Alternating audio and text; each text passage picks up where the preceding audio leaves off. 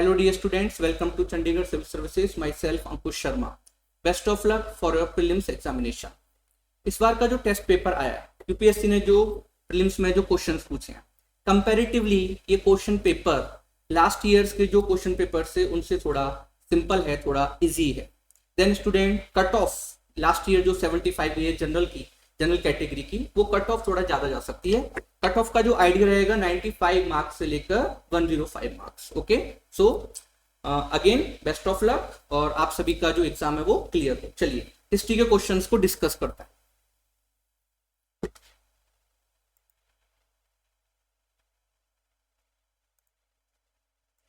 First question, with reference to ancient India, Gautam Buddha was generally known by which of the following epithets? Nyayaputra, Shakya Muni, Tathagata. ये आपको 3 names दिए हुए हैं, तो then आपको याद रखना है स्टूडेंट. सिंपल क्वेश्चन है. न्यायपुत्र ये महावीर स्वामी को बोला गया है, महावीर स्वामी, नॉट गौतम बुद्धा. शाक्य मुनि, गौतम बुद्धा की जो ट्राइब है, जिस ट्राइब में गौतम बुद्धा का जन्म हुआ था, उस ट्राइब का नाम है शाक्य. दैट्स वाई गौतम बुद्धा को शाक्य मुनि भी बोला जाता है. तथागत, गौतम बुद्धा को जब एनलाइटनमेंट हुआ, देन एनलाइटन होने के बाद उनको तथागत भी बोला गया. तथागत का मतलब होता है एनलाइटन. ओके स्टूडेंट्स, तो यहाँ पर जो हमें आंसर मिलने वाला है 2 and 3. क्वेश्चन नंबर जो ये हिस्ट्री का जो क्वेश्चन है, इसका जो आंसर होगा बी 2 and 3. स्टेटमेंट जो होंगे 2 and 3. आगे बढ़ते हैं. नेक्स्ट क्वेश्चन, ये क्वेश्चन है स्टूडेंट, इन्होंने पूछा है कुछ प्लेसेस को लेकर. अगर आप इस क्वेश्चन को देखें तो क्वेश्चन थोड़ा टफ है. चंद्रकेतुगढ़. अब चंद्रकेतुगढ़ जो साइट है, यूपीएससी ने इसको पहले भी जो प्रीलिम्स हुआ है उसमें पूछा हुआ है. तो चंद्रकेतुगढ़ ये जो साइट है ये उड़ीसा में नहीं है, ये साइट वेस्ट बंगाल में है. ओके स्टूडेंट, तो ये गलत हो जाएगा क्लियर. सेकंड देखिए इनामगांव. इनामगांव जो साइट है महाराष्ट्र में, करेक्ट है, और ये चैल्कोलिथिक साइट. तो आप देखेंगे ये वाला पेयर जो है, सेकंड वाला, ये करेक्ट है. थर्ड देखिए, थर्ड जो साइट दी गई है इसमें उन्होंने मनगंडू जो साइट दी है केरला में, और ये मेगालिथिक साइट, ये एकदम करेक्ट है स्टूडेंट. तो मनगंडू जो साइट है मेगालिथिक साइट है केरला में, कुछ पार्ट इसका केरला में आता है. और उसके बाद सालीहुंडम जो साइट है ये आंध्र प्रदेश में है, बट यहाँ पर रॉक कट जो केव श्राइन्स है वो नहीं है. ओके, तो रॉक कट केव श्राइन्स नहीं है, दैट्स वाई ये गलत हो जाएगा. तो इधर आपका जो आंसर बनेगा 2 and 3. तो इधर देखिए स्टूडेंट आंसर बनने वाला है भी 2 and 3. आगे बढ़ते हैं. नेक्स्ट देखिए, Who of the following ruler of medieval India gave permission to the Portuguese to build a fort at Bhatkal? अगर हम यहाँ पर नेम देखें तो ये आंसर आपको मिलने वाला कृष्णदेव राय. कृष्णदेव राय एक पोर्चुगीज गवर्नर हैं जिनका नाम है अल्फोंसो डी अल्बुकर्के. आपने अल्फोंसो मैंगो का नाम सुना होगा, तो अल्फोंसो मैंगो जो है उनके नाम पर ही नाम रखा गया मैंगो का. अल्फोंसो डी अल्बुकर्के, इन्होंने बीजापुर से गोवा को जीता था. कृष्णदेव राय विजयनगर एम्पायर के रूलर, इनसे कृष्णदेव राय और अल्फोंसो डी अल्बुकर्के के जो रिलेशन है वो अच्छे हैं. कृष्णदेव राय अल्बुकर्के के थ्रू, पोर्चुगीज के थ्रू जो ट्रेड हो रहा था अरबी हॉर्सेस का, उसमें इनको आप कह सकते हैं अपर हैंड है कृष्णदेव राय को, बिकॉज अल्बुकर्के सपोर्ट करता है कृष्णदेव राय को, और अरबी हॉर्सेस पर कंट्रोल था इस टाइम पर पोर्चुगीज का. तो इधर एक डिमांड रखी पोर्चुगीज ने कि आप हमें भटकल दे दीजिए, और उसको ये डेवलप करना चाहते हैं. तो कृष्णदेव राय ने अल्बुकर्के के टाइम पर अबाउट 1510 में ये जो पोर्ट है ये दे दिया था अल्बुकर्के को, और बोला था कि आप इसको डेवलप कर सकते हैं. तो इधर आंसर जो होगा वो होगा student Krishnadev Rai. Okay, A. Next आगे बढ़ते हैं. यस, नेक्स्ट देखिए student, with reference to revenue collection by Cornwallis consider the following statement. अब यहाँ पर जो ना फर्स्ट स्टेटमेंट दिया है, under the Ryotwari settlement of revenue collection the peasants were exempted from revenue payment in case of bad harvest और natural calamities. First statement अपने आप में ठीक है, बट अगर आप इसको रिलेट करेंगे कॉर्नवालिस के साथ, देन कॉर्नवालिस का रिलेशन है परमानेंट सेटलमेंट के साथ, अदर नेम जमींदारी सेटलमेंट. रेवतवाड़ी सेटलमेंट बाद में लाया गया था. देन आप याद रखिए स्टूडेंट, परमानेंट सेटलमेंट जो 1793 में लाया गया था, कॉर्नवालिस का रिलेशन परमानेंट सेटलमेंट के साथ है, बट इधर इन्होंने स्टेटमेंट दिया रेवतवाड़ी सेटलमेंट. रेवतवाड़ी सेटलमेंट को अगर आप देखें तो स्टेटमेंट करेक्ट है, बट अगर रिलेशन आप देखेंगे कॉर्नवालिस के साथ तो स्टेटमेंट गलत हो जाएगा. ओके, तो यहाँ पर हम इसको गलत मानकर चलेंगे. Under the permanent settlement in Bengal, if the zamindar failed to pay his revenue to the state और on or before the fixed date, he would be removed from his zamindari. Yes, correct. Permanent settlement में एक clause था, इस clause का नाम था sunset law. एक date fix होती थी, उस डेट तक जमींदार को रेवेन्यू कलेक्ट करके ईस्ट इंडिया कंपनी को देना है। अगर जो डेट फिक्स है उस डेट को सनसेट हो गया और जमींदार ने रेवेन्यू कलेक्ट करके नहीं दिया, देन उसकी जमींदारी छीन ली जाती थी, तो इसको बोलते थे सनसेट क्लॉज। तो सेकंड वाला स्टेटमेंट स्टूडेंट करेक्ट रहेगा और ये कॉर्नवालिस से इसका रिलेशन भी है। देन हम यहाँ पर जो आंसर मानेंगे वो होगा 2 ओनली। ओके स्टूडेंट, बिकॉज जो रियोतवाड़ी सेटलमेंट है ये अबाउट 1820 में इंट्रोड्यूस किया गया था और इससे जो रिलेटेड हैं हमारे ऑफिसर्स, इनका नाम है रीड एंड मुनरो। देन इसका आंसर बनने वाला है 2 ओनली बी। आगे बढ़ते हैं। Consider the following statement, there are no parable in Upanishad, Upanishad were composed earlier than the Puranas. Yes, Upanishad student Vedic literature का पार्ट है। वैदिक एज हमारी स्टार्ट होती है फ्रॉम 1500 बीसी टू 600 बीसी तक ये चलती है। इसको 2 पार्ट में डिवाइड किया गया। वैदिक एज को आप 2 पार्ट में डिवाइड करते हैं, अर्ली वैदिक एज एंड लेटर वैदिक एज। अर्ली वैदिक एज का जो पीरियड रहेगा ये रहेगा अबाउट 1500 बीसी से लेकर 1000 बीसी, एंड सेकंड जो पीरियड रहेगा ये रहेगा 1000 BC to 600 BC.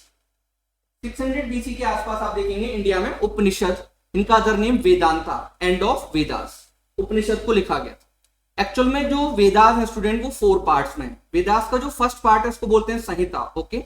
Second part जो है उसको बोलते हैं ब्राह्मण टेक्स्ट, थर्ड पार्ट को आरण्यका, और जो लास्ट पार्ट है वेदास को उसको बोलते हैं Upanishad. That's why other name of Upanishad is Vedanta, end of Vedas. तो आप याद रखिए स्टूडेंट, उपनिषद लास्ट में लिखे गए हैं, वैदिक लिटरेचर का एंड, पुराणास इसके बाद में लिखे गए थे। तो इधर आते हैं, there are no parable in Upanishad. Student ये स्टेटमेंट एकदम गलत है।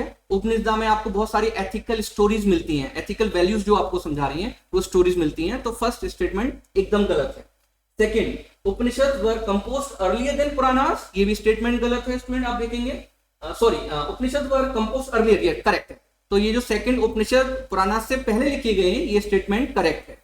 तो हम देखेंगे इधर जो हमारा आंसर बन रहा है ये बन रहा है 2 only B, okay.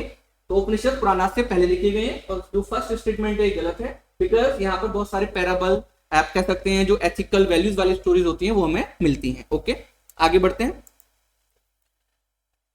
Who was the provisional president of the Constituent Assembly before Dr. Rajendra Prasad took over? जब फर्स्ट मीटिंग होती है कॉन्स्टिट्यूएंट असेंबली बनी थी अंडर कैबिनेट मिशन प्लान। वैसे आप ये पॉलिटी में भी पढ़ते हैं, बट जब हम एक्ट करते हैं हिस्ट्री में तो ये क्वेश्चन वहां पर भी आता है, इसलिए हम इसको डिस्कस कर रहे हैं। देन स्टूडेंट, जब ये कॉन्स्टिट्यूएंट असेंबली बनती है अंडर कैबिनेट मिशन प्लान और उसकी फर्स्ट मीटिंग होती है दिल्ली में, तो उस टाइम पर डिसाइड किया गया था सच्चिदानंद सिन्हा को प्रेसिडेंट बनाया जाएगा। इशू ये था कि किसको प्रेसिडेंट बनाया जाए, तो सोचा गया जिसकी एज, सारे मेंबर्स में से जिसकी एज सबसे ज्यादा होगी उसको प्रेसिडेंट बनाया जाएगा, और सबसे एज जो पर्सन थे वो थे सच्चिदानंद सिन्हा। ये कॉन्सेप्ट हमने फ्रांस से लिया था, तो सच्चिदानंद सिन्हा इसका आंसर रहेगा डी। आगे बढ़ते हैं students. With reference to the Government of India Act 1935 consider the following statement. It provided for the establishment of an all India federation based on the union of British Indian provinces and princely state. Yes, 1935 का जो act है student ये federation की बात करता है, जिसमें British Indian provinces, ऐसे एरियाज जहां पर सीधे ब्रिटिश गवर्नमेंट रूल करती है, जहां पर ब्रिटिशर्स के गवर्नर होते हैं वो एरियाज। सेकंड, ऐसे एरियाज जहां पर हमारे प्रिंसली रूलर्स रूल करते हैं, सबको साथ में लाया जाएगा और इंडिया में एक फेडरेशन बनेगा। तो उसने प्रोवाइड किया था, बट आपको एक पॉइंट भी याद रखना है, ये फेडरेशन कभी भी एग्जिस्टेंस में नहीं आ पाया था, बिकॉज बाद में जो प्रिंसली स्टेट हैं उन्होंने इसको ज्वाइन करने से मना कर दिया था। बट यहाँ पर ये प्रोवाइडेड वर्ड दिया गया, दैट्स व्हाई स्टूडेंट ये स्टेटमेंट करेक्ट है। सेकंड देखिए, defence and foreign affairs were kept under the control of the federal legislature. अब इधर थोड़ा कैच रहेगा, government of India 1935, government of India 1935 student ये 3 लिस्ट हमें देता है। अब यहां पर जो वर्ड यूज किया गया वर kept under the control of federal legislature. Issue क्या था? इशू ये था कि इधर डायरकी को इंट्रोड्यूस किया गया, डायरकी। ओके स्टूडेंट, अब डायरकी क्या है, तो यहाँ पर सेंटर में डायरकी को इंट्रोड्यूस किया गया था और सेंट्रल सब्जेक्ट को 2 पार्ट में डिवाइड कर दिया गया। इनको हम कहेंगे ट्रांसफर्ड सब्जेक्ट और रिजर्व्ड सब्जेक्ट। जो रिजर्व सब्जेक्ट हैं इनमें रखा गया है डिफेंस और फॉरेन अफेयर्स और कुछ अदर सब्जेक्ट्स को। तो डिफेंस एंड फॉरेन अफेयर्स को रिजर्व सब्जेक्ट में रखा गया था। रिजर्व सब्जेक्ट्स को governor general of India implement करेगा with the help of his nominated council. Okay, ये काउंसिल और गवर्नर ऑफ इंडिया जो फेडरल लेजिस्लेचर है उसके लिए रिस्पॉन्सिबल नहीं होंगे, ये पॉइंट आपको याद रखना है। इस टाइप के सब्जेक्ट को क्या बोला गया था? Reserve subjects. ट्रांसफर सब्जेक्ट जो है student governor general of India इनको इंप्लीमेंट करेगा but with the help of popular ministers. तो यहाँ पर ये जो ट्रांसफर सब्जेक्ट है ये फेडरल लेजिस्लेचर की रिस्पॉन्सिबल रहेंगे, ठीक है। तो यहाँ पर जो मिनिस्टर्स होंगे वो रिस्पॉन्सिबल होंगे। तो ये स्टेटमेंट गलत हो जाएगा, ठीक है। तो आप याद रखना ये स्टेटमेंट गलत है, फर्स्ट जो स्टेटमेंट है वो करेक्ट है। ओके, तो आंसर देखिए क्या बनेगा इसमें, ए, 1 ओनली। आगे बढ़ते हैं। Which one of the following is a work attributed to playwright भाषा? Yes, तो इसमें यहाँ पर भाषा में कौन सा इधर जो है वर्क है उनका वो हमें मिलता है। तो आप देखेंगे काव्य अलंकारा, नाट्य शास्त्र, नाट्य शास्त्र भरत मुनि ने लिखा है, मध्यमा, व्यय, योगा, ये जो वर्क है ये भाषा का स्टूडेंट वर्क मिलता है। एक पॉइंट आप याद रखना, इनका एग्जैक्ट पीरियड हमें नहीं मिल पाता है बट क्लियर है कि भाष ने इसको लिखा था। महाभाष्य, अब कुछ स्टूडेंट ने हो सकता है महाभाष्य लगा दिया होगा बट ये गलत है। महाभाष्य जो वर्क है वो पतंजलि का है। ओके स्टूडेंट, तो माध्यम का व्यय, योगा, ये जो वर्क है ये भाष का है। और नाट्य शास्त्र जो वर्क है ये आप देखेंगे तो ये वर्क किसका है? ये वर्क है भरत मुनि का। और अगर हम काव्य अलंकारा की बात करें तो ये वर्क है भामा, एक राइटर है, उनका वर्क हमें ये मिलता है। ओके, आगे बढ़ते हैं। Sanghabhuti, an Indian Buddhist monk who traveled to China at the end of the 4th century AD was the author of commentary on। Student इसका आंसर आपको मिलने वाला है सर्वस्त्यवादी विनया। ओके, इस पर इन्होंने कमेंट्री लिखी थी हमारे संघभूति ने जो चाइना भी गए थे, सर्वस्त्यवादी विनया। ओके, इसके ऊपर उन्होंने कमेंट्री को लिखा था। नेक्स्ट क्वेश्चन देखते हैं। Consider the following properties included in the world heritage list released by UNESCO. ये जो क्वेश्चन है आप देखेंगे तो करंट अफेयर का भी पार्ट रहा है। सिंपल आंसर है इसका, फर्स्ट आप देखेंगे शांति निकेतन, और नेक्स्ट हमारा जो आंसर इसका मिलने वाला है सेक्रेड एंसेम्बल्स ऑफ द होयसालास। तो 1 and 3, बिकॉज यहाँ पर इन्होंने एक टाइम फ्रेम दिया है, उन्होंने ईयर पूछा है 2023 में किसको इंक्लूड किया गया था। अदरवाइज हमारे जो 4 साइट्स हैं ये यूनेस्को की वर्ल्ड हेरिटेज लिस्ट के पार्ट हैं बट इन्होंने ईयर दे दिया आपको 2023। इस टाइम पर आपके 2 साइट हैं Shanti Niketan and sacred ensembles of the Hoysalas. Okay student, तो 1 and 3 इसका आंसर आपको मिलने वाला है। तो अगर आप यहाँ पर आंसर देखेंगे तो ओनली 2 बी इसका आंसर हो जाएगा, ओनली 2। आगे बढ़ते हैं। Yes, consider the following pairs. यहाँ पर कुछ पार्टीज के नेम दिए हुए हैं स्टूडेंट और ये हम पढ़ते हैं, अगर आपने लेक्चर्स भी लगाए होंगे तो जो लेक्चर में उसमें हमने किया हुआ है पार्टीज को। भारतीय जनसंघ, डॉक्टर श्यामा प्रसाद मुखर्जी। यस, भारतीय जनसंघ जिसको आज की डेट में आप बीजेपी भारतीय जनता पार्टी बोलते हैं, इसके फाउंडर श्यामा प्रसाद मुखर्जी थे।